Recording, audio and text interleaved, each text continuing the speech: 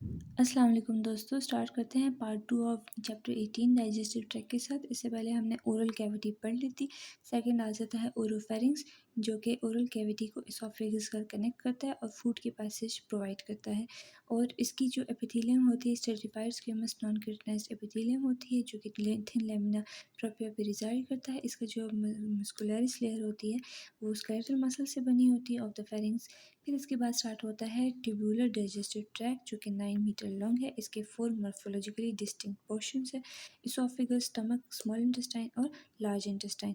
अब जो फूड जो है च्यूइंग के बाद आता है उसकी चर्निंग होती है इस ट्रैक में, साथ में इसकी लिक्विफिकेशन होती है, डाइजेशन होती है, एब्जॉर्प्शन होती है और जो इनडाइजेस्टेबल कंपोनेंट है उसकी एलिमिनेशन होती है in the form of faeces. इनका एक जनरल स्ट्रक्चर है जिसमें 4 कंपोनेंट्स आ जाते हैं: म्यूकोजा, सब म्यूकोजा, मस्कुलरिस एक्सटर्ना, सिरोसा और उसकी जगह कुछ जगह पे एडवेंटिशिया।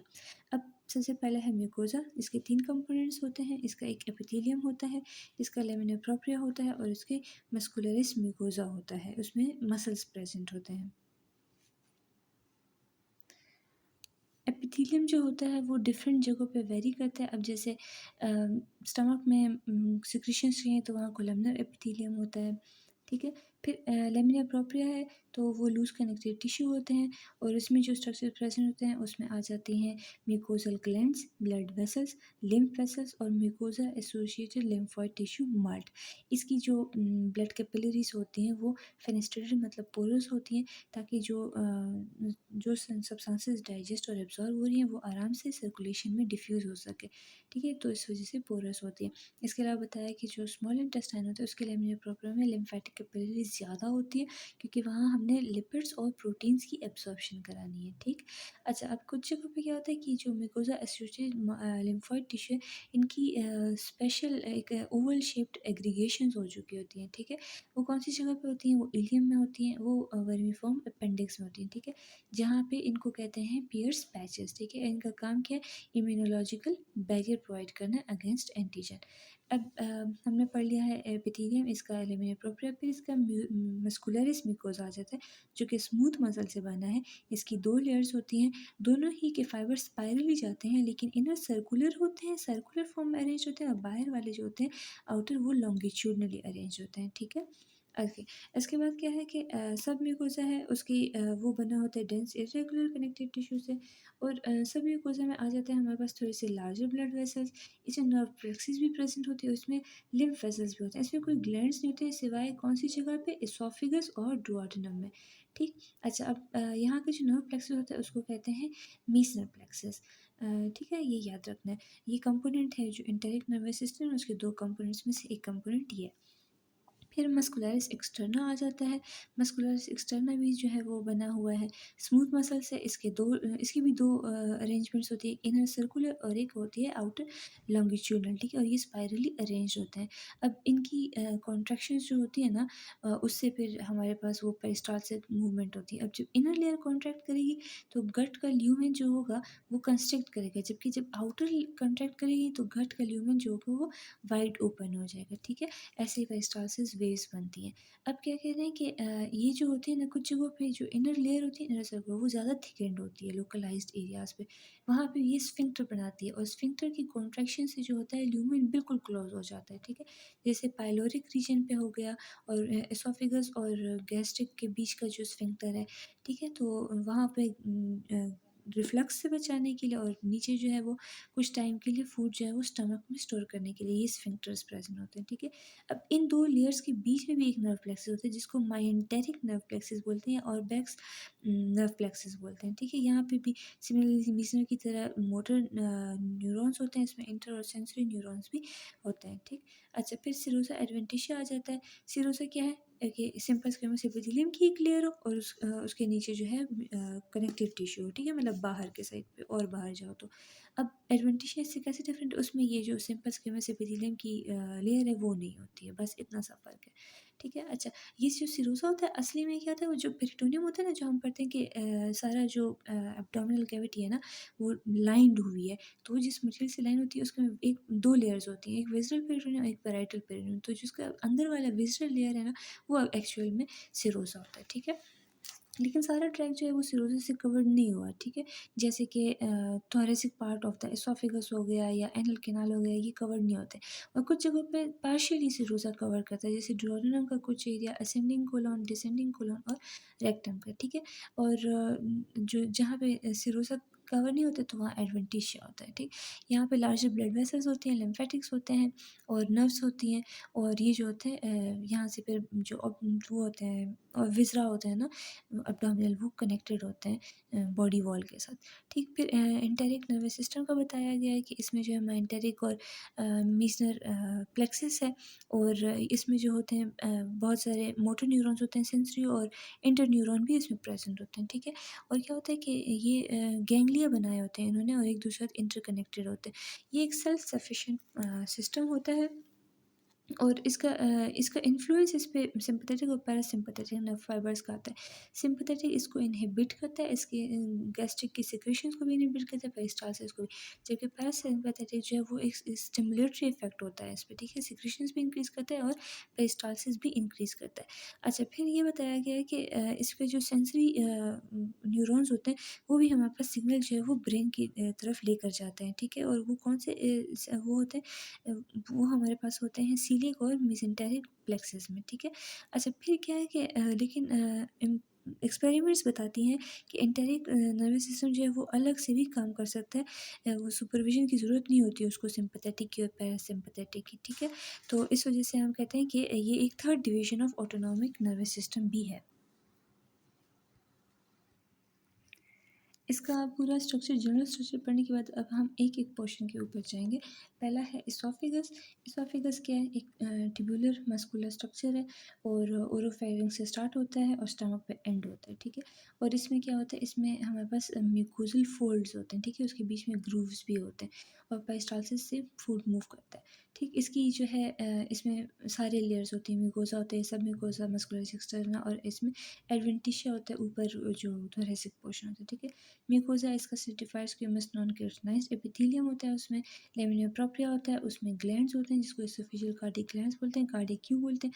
क्योंकि जो कार्डियल रीजन ऑफ द स्टमक होता है उसके ग्लैंड्स का रिजेंबल करता है, इस वजह से कार्डियक ग्लैंड्स बोलते हैं, ठीक है। और इसके अलावा ये कि यहाँ पे हमारे पास क्या है कि एसोफेगस का द कोट जो इसमें मस्कुलर लेयर होती है वो बहुत थिक होती है, क्योंकि यहाँ पे लाइक फूड अभी तक इतना डाइजेस्टेड नहीं होता है ना, नहीं ब्रोकन डाउन नहीं होता है, तो इस वजह से उसको थिक मस्कुलर लेयर चाहिए होती है, ठीक है? जो कि जिससे फिर लॉन्गिट्यूडनल फोल्ड्स भी बने होते हैं उसके म्यूकोज़ा के। सब म्यूकोज़ा क्या डेंस इर्रेगुलर कनेक्टिव टिश्यू है, उसमें ब्लड वेसल्स होते हैं, लिम्फेटिक्स होते हैं, मीसेंस प्लेक्सस होता है, लिम्फोइड नोड्यूल्स होते हैं, ठीक है? और इसमें भी म्यूकस सिक्रेटिंग ग्लैंड्स होते हैं जिसको अब कहते हैं हम एसोफेजियल ग्लैंड प्रॉपर, ठीक है? अच्छा, फिर इससे जो सिक्रीशंस होती हैं उससे हमारे पास सारा स्लिपरी हो जाता है सारी जगह, ठीक है? एसोफेगस के जो वहाँ पे सिक्रीशन होती हैं वो फूड को स्लिपरी बना लेती हैं, तो उसका पैसेज आसान हो जाता है। फिर उसके बाद मस्कुलरिस एक्सटर्ना आ जाता है। मस्कुलरिस एक्सटर्ना जो है वो इनर सर्कुलर आउटर लॉन्गिट्यूडनल से बने होते हैं।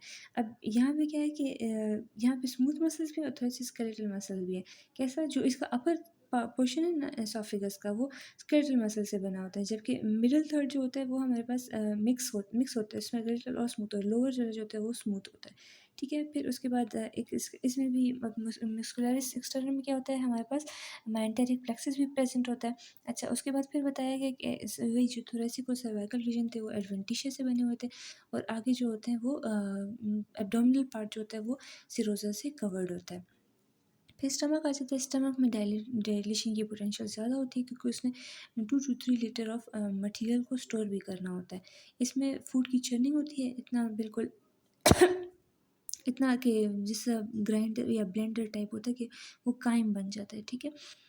उसके बाद यह है कि यहाँ पे बहुत सारी सिक्रीशंस होती हैं स्टमक में, ठीक है। यहाँ पे एक वो होते हैं मतलब पेप्सिन होता है, यहाँ पे HCl होता है, यहाँ पे गैस्ट्रिक लाइपेज होते हैं, यहाँ पे इंट्रिंसिक फैक्टर्स होते हैं। इंट्रिंसिक फैक्टर क्या है? वो एक ग्लाइकोप्रोटीन है जो कि विटामिन B12 की एब्जॉर्प्शन के लिए ज़रूरी है, ठीक है। तो ये सारी चीज़ें हमारे पास यहाँ पे सिक्रीट होती हैं, वो सारे ग्लैंड्स आगे बढ़ते हैं। सबसे पहले तो इसकी कंपोनेंट स्टमक जो है वो जो अगर ड्रॉ करो तो पहला पोर्शन जो है वो कार्डियक पोर्शन होता है, उसके फिर स्टमक ऐसे थोड़ा सा बल्ज आउट होता है ना ऊपर, उसको फंडस कहते हैं। पूरी फिर बॉडी होती है, फिर पाइलोरस होता है, फिर पाइलोरिक एंट्रम होता है और लास्ट में पाइलोरिक कैनाल और पाइलोरिक स्फिंक्टर होता है, ठीक है। ऊपर भी इसोफेगस और स्टमक के बीच में भी एक इसोफिगो गैस्ट्रिक स्फिंक्टर होता है, ठीक है, जो कि रिफ्लक्स ऑफ फूड को प्रिवेंट करता है। अच्छा, इसकी भी म्यूकोज़ा भी है, इसका सब म्यूकोज़ा भी है, मस्कुलस एक्सटर्नल भी है और इसका सिरोसा भी। म्यूकोज़ा क्या है, वो हमारे पास रुगी के फॉर्म में होता है, मतलब बहुत ज़्यादा फ़ोल्ड्स होते हैं उसमें, ठीक है। और ये क्या करते हैं, ये जिस एरिया में प्रेज़ेंट होते हैं उसको कहते हैं मेम्बुलेटेड एरिया, ठीक है। और हर एक मेम्बुलेटेड एरिया में क्या होते हैं, बहुत सारे डिप्रेशन गैस्ट्रिक पिट्स होते हैं, ठीक है। और क्या करते हैं, ये डिफरेंट इसमें ओपनिंग्स होती हैं यहाँ पे, लाइक डिफरेंट सिक्रीशंस वगैरह ये आती होती हैं, ठीक है। अब जो गैस्ट्रिक पिट होता है ना, अगर उसने 1/3 ऑक्यूपाई किया है म्यूकोज़ा का, तो 2/3 उसमें ग्लैंड्स होंगे। और कुछ जगहों पे उसने 2/3 जो होता है पिट्स ने ऑक्यूपाई किया होता है, तो 1/3 के पोर्शन में उसके ग्लैंड्स प्रेज़ेंट होते हैं, ठीक है। अच्छा, इसके बाद इसका एपिथेलियम होता है। और इसका एपिथेलियम कैसा होता है, इससे पहले हमने पढ़ लिया था कि वो कॉलमनर होता है, क्योंकि सिक्रीशंस करनी होती है। किस चीज़ की सिक्रीशंस करनी होती है, म्यूसिन की, जो कि वाटर के साथ मिलके म्यूकस बना लेता है और जेल लाइक मटेरियल बना लेता है पूरे ल्यूमेन ऑफ द स्टमक पे। फिर उसके बाद है कि यहाँ पे हमारे पास कुछ जो होता है वो विजिबल म्यूकस होता है, कुछ जो होता है वो इनविजिबल, लाइक बिल्कुल वो जो होता है इनविजिबल नहीं, सॉरी, इनसॉल्युबल होता है, ठीक है। इसको कहते हैं इनविजिबल म्यूकस को, विजिबल म्यूकस को, सॉरी, ठीक है, जो कि कायम के साथ मिक्स नहीं होता है, तो इस वजह से इसको इनसॉल्युबल कहते हैं। वो बस स्टमक की प्रोटेक्टिव वॉल भी बनाता होता है, ठीक है। अच्छा, जो म्यूकस सेल्स होती हैं ना, उसको अगर देखो तो सिक्रेटरी सेल्स हैं, तो उसके ग्रेन्यूल्स मोस्टली एपिकल पोर्शन पर हैं, जो कि एच.एन.ई. स्टेनिंग पे ख़त्म हो जाते हैं, तो वो एम्प्टी नज़र आते हैं, ठीक है। इनका जो न्यूक्लियस होता है वो बीच बेसल पोर्शन में प्रेजेंट होता है, और बेसल पोर्शन में एंडोप्लाज्मिक रेटिकुलम होता है, जो कि एपिकल पोर्शन तक जाता है, ठीक है। अच्छा, उसके बाद फिर ये है कि यहाँ पे ये जो इसका म्यूकोसा होता है वो अल्कलाइन होता है, वो एसिडिटी ऑफ द स्टमक से बचाता है, और प्रोटीलिटिक एंजाइम्स और गैस्ट्रिक जूसेस जो होते हैं उन सबसे स्टमक की वॉल को बचाता है। फिर लैमिना प्रोप्रिया आ जाता है, जो कि हमारे पास इसमें बहुत सारे ब्लड वेसल्स होते हैं, और इसमें ग्लैंड्स भी होते हैं। और ये जो होता है ये रिचली वो होता है रिच, इसमें बहुत ज़्यादा फाइब्रोब्लास्ट होते हैं, मास्ट सेल्स होते हैं, प्लाज्मा सेल, ये सारी चीज़ें इसमें होती हैं, ठीक है। फिर लैमिना प्रोप्रिया का मस्कुलरिस एक्सटर्ना आ जाता है, ठीक है। उसके वही इनर सर्कुलर और आउटर लॉन्गिट्यूडिनल लेयर होती है। फिर सब म्यूकोसा में क्या होते हैं, सब म्यूकोसा में ये एक डेंस कनेक्टिव टिश्यू की है, और जिसमें हमारे पास मेसेंटेरिक प्लेक्सस होता है, लार्ज ब्लड वेसल होते हैं, इसमें कोई ग्लैंड्स नहीं होते। कहाँ पे होते हैं सब म्यूकोसा में ग्लैंड, एसोफेगस में और डुओडेनम में, ठीक है। फिर उसके बाद मस्कुलरिस एक्सटर्ना आ जाता है। मस्कुलरिस एक्सटर्ना में हमारे पास एक दो स्फिंक्टर्स भी बनते हैं, एक पाइलोरिक स्फिंक्टर हो गया, और एक वहाँ पे हमारे पास ऊपर जो था एसोफेगो गैस्ट्रो स्फिंक्टर होता है, ठीक है। अच्छा, इसका जो सिरोसा है वो लाइक विज़रल पेरिटोनियम की लेयर होती है, ठीक है। और ये एक फ्रिक्शन फ्री इन्वायरमेंट प्रोवाइड करता है, मतलब स्टमक जो है आराम से फैक्ट्री की तरह एक ऐसे पंपिंग कर सकता है, ठीक है। फिर ग्लैंड्स आ जाते हैं। ग्लैंड्स इसकी गैस्ट्रिक ग्लैंड्स है, इसकी कार्डियल ग्लैंड्स है, और इसकी पाइलोरिक ग्लैंड्स बिल्कुल जो गैस्ट्रिक है वो बिल्कुल इसके फंडस में बॉडी में होते हैं, कार्डियक इसके कार्डियक रीजन में होते हैं, पाइलोरिक जो होते हैं वो पाइलोरस और पाइलोरिक केनाल में प्रेजेंट होते हैं, ठीक है। तो अच्छा, जो बॉडी में और फंडस में है ना गैस्ट्रिक ग्लैंड्स, उनका क्या काम होता है कि इसकी गैस्ट्रिक जूसेस में कंट्रीब्यूट करे, ठीक है, और एसिड प्रोडक्शन करे और एंजाइम्स भी, ठीक है। उनकी जो ग्लैंड्स की रीजन्स होती है ना, एक स्टेमस होता है ऊपर पोर्शन, फिर नेक आती है, और फिर इसका बेस आता है, ठीक है। और ये इसमें डिफरेंट टाइप ऑफ सेल्स होते हैं। अच्छा, इस समय जो ऊपर शॉर्ट पोर्शन है, नेक जो है नैरो होती है, और फिर वाइडर पोर्शन उसका बेस होता है। ये ग्लैंड का स्ट्रक्चर बता रहे हैं। फिर इसमें सेल्स कौन से किस्म के होते हैं, म्यूकस नेक सेल्स, नेक में प्रेजेंट होते हैं, म्यूकस सिक्रीट करते हैं। फिर पेराइटल सेल्स होते हैं। पेराइटल सेल का क्या काम है, एचसीएल सिक्रीट करना है, इसको ऑक्जेंटिक सेल्स भी बोलते हैं, ठीक है। अच्छा, फिर उसके बाद ये भी बताया कि पेराइटल जो होते हैं ना, वैसे थोड़े से निकले हुए होते हैं, आउटर की तरफ होते हैं, ठीक है। पेराइटल का मतलब है वॉल ना, तो they are near to the wall, ठीक। अच्छा, ये राउंड और पिरामिडल शेप के हो सकते हैं, ठीक है। उसके बाद फिर यहाँ पे एक और चीज़ होती है कि इनमें माइटोकॉन्ड्रिया बहुत ज़्यादा होते हैं, क्योंकि इन्होंने एचसीएल सिक्रीट करना होता है। और इनकी जो वो होती है प्लाज्मा लिमा होती है ना, वो क्या करती है कि उसमें वो होते हैं सोडियम पोटेशियम पम्प्स होते हैं। सोडियम पोटेशियम ही है ना, बट हाँ सोडियम पोटेशियम है, जहाँ से सोडियम सोडियम पोटेशियम नहीं, सॉरी, हाइड्रोजन पोटेशियम एटीपीज़ पंप होता है। तो यहाँ पे बहुत सारे माइटोकॉन्ड्रिया में एटीपीज़ जो होते हैं वो यूज़ होते हैं और हमारे पास हाइड्रोजन जो होते हैं वो पंप होता है इनटू द कैनाल्स। अच्छा, ये इसकी एक इम्पॉर्टेंट बात इन्होंने बताई, इंट्रासेलुलर कैनालिक्यूला है। अब अगर आप इस स्ट्रक्चर को देखो ना, यहाँ पे नहीं बल्कि ये वाला, ठीक है, ये पेराइटल सेल्स हैं, ये इसके अंदर इंट्रासेलुलर कैनिकुला है। जब ये एक्टिव होते हैं, एक्टिवली एचसीएल की सिक्रीशन करते हैं, तो ये और ज़्यादा भी डीप चले जाते हैं, ठीक है, कि ये और इसके बीच में स्पेसेस हैं, ठीक है, तो ये सरफेस एरिया इंक्रीज़ करने के लिए, ताकि ज़्यादा एसिड सिक्रीट हो, ठीक। अच्छा, ये हो गया। उसके बाद फिर कौन से सेल्स हैं, ये हमने पेराइटल सेल्स पढ़ लिया। उसके बाद फिर अच्छा, पेराइटल सेल्स एक और काम कर रहे थे। पेराइटल सेल्स क्या कर रहे थे, वो सीक्रेट कर रहे थे। एचसीएल हो गया था, और नहीं, और कुछ नहीं था, ठीक है, नहीं था, बल्कि एचसीएल के साथ क्या क्या सीक्रेट करें, वो इंट्रिंसिक फैक्टर्स जो है ना, उसको रिलीज़ करते हैं, ठीक है, सीक्रेट करते हैं, जो कि विटामिन बी 12 की एब्जॉर्प्शन कर बाइंड करते हैं, उसकी फिर एब्जॉर्प्शन करते हैं। एक और बात थी कि एचसीएल जो होता है, उसकी सिक्रीशन जो होती है गैस्ट्रिन हार्मोन से स्टिमुलेट होती है, ठीक है, और गैस्ट्रिन हार्मोन जो होता है वो आगे और सेल्स जो होते हैं वो प्रोड्यूस करते हैं। अब फिर चीफ सेल्स आ जाते हैं। चीफ सेल्स क्या होते हैं, वो चीफ सेल्स जो होते हैं वो प्रोटियोलिटिक एंजाइम पेप्सिन रिलीज़ करते हैं, इनको ज़ाइमोजेनिक सेल्स भी बोलते हैं। ऐसे पेप्सिन एक्टिव फॉर्म में नहीं होता, ये प्रो एंजाइम की फॉर्म में सिक्रेट होता है, और ये बाहर आके एचसीएल इसको एक्टिवेट करता है और ये पेप्सिन बनता है, ठीक है। इसके अलावा चीफ सेल्स जो होते हैं वो लाइपेज भी सिक्रेट करते हैं, जो कि यहाँ पे लिपिड्स की भी एब्जॉर्प्शन थोड़ी बहुत स्टार्ट कर लेते हैं। फिर इसके एंटेरो एंडोक्राइन सेल्स होते हैं। एंटेरो एंडोक्राइन का क्या मतलब है, तो ये यहाँ पे न्यूरो एंडोक्राइन सेल्स हैं, न्यूरो एंडोक्राइन सिस्टम है, यहाँ पे वो कुछ हार्मोन्स वाली चीज़ें रिलीज़ करते होते हैं, ठीक है। तो मतलब एंटेरो और एंडोक्राइन से ज़ाहिर है ना, ये क्या होते हैं, ये एंटेरोक्रोमाफिन सेल्स होते हैं। अब एंटेरोक्रोमाफिन का मतलब है कि एक तो एंटेरिक सिस्टम है, क्रोमाफिन मतलब ये कलर लेते हैं, ठीक है, स्टेनिंग में। और फिर इनका फंक्शन क्या है, सेरोटोनिन रिलीज़ करना। सेरोटोनिन हार्मोन है, और ये जो होता है, ये गैस्ट्रिक की मोटिलिटी को इंक्रीज़ करता है और गैस्ट्रिक एम्पटिंग को प्रमोट करता है, ठीक है। तो ऐसे स्टिमुलेटरी इफेक्ट आता है इससे। अच्छा, फिर हमारे पास एक पेराइटल सेल्स हो गए, एक चीफ सेल्स हो गए, एक एंडोक्राइन सेल्स हो गए। फिर मेरे पास एक आते हैं स्टेम सेल्स, ठीक है। स्टेम सेल का क्या काम है, कि वो डिफ्रेंशिएट होते हैं into the other specialized cells ना, जो कि गैस्ट्रिक ग्लैंड्स में प्रेजेंट होती हैं। फिर गैस्ट्रिक ग्लैंड्स के बाद आ जाते हैं कार्डियल ग्लैंड्स। कार्डियल ग्लैंड्स जो होते हैं वो कार्डिया में प्रेजेंट होते हैं, और यहाँ पे जो होते हैं मोस्टली जो सिक्रीशन होती है वो उसकी होती है म्यूकस सिक्रेटिंग सेल्स होते हैं, ठीक है। और इसके अलावा गैस्ट्रिक जूसेस में भी कंट्रीब्यूट करते हैं।